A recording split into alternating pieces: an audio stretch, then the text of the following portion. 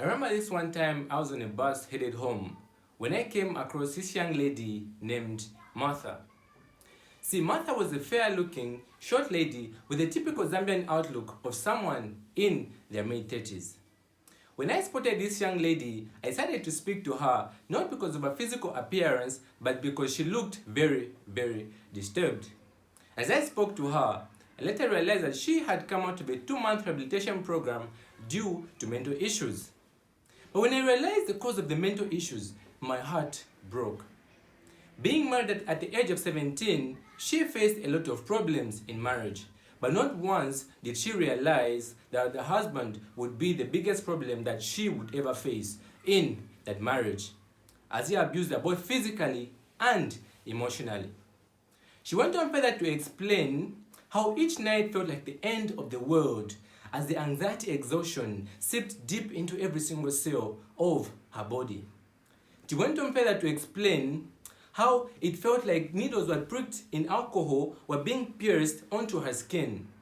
Moreover, she added that her body felt as though electricity had been passed through her spine due to the pain that she endured from the beatings of her husband. Hearing this traumatic experience, I went on further to explain to her if at all there's a possibility of her finding help either from her family or anywhere else. But the response she gave me really broke my heart. She told me that her mother was a very non-religious figure in society who could not take the embarrassment of having a divorced child and therefore could not help her in getting out of that particular marriage.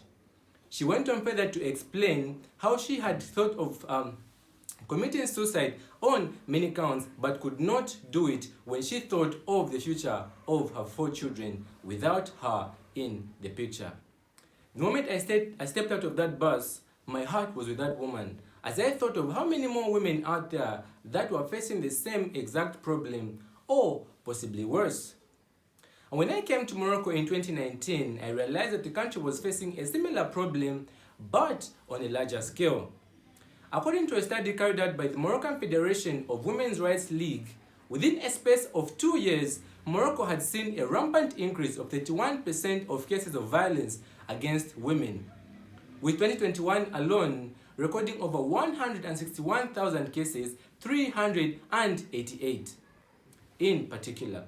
That's approximately over 168 cases being recorded in one particular day.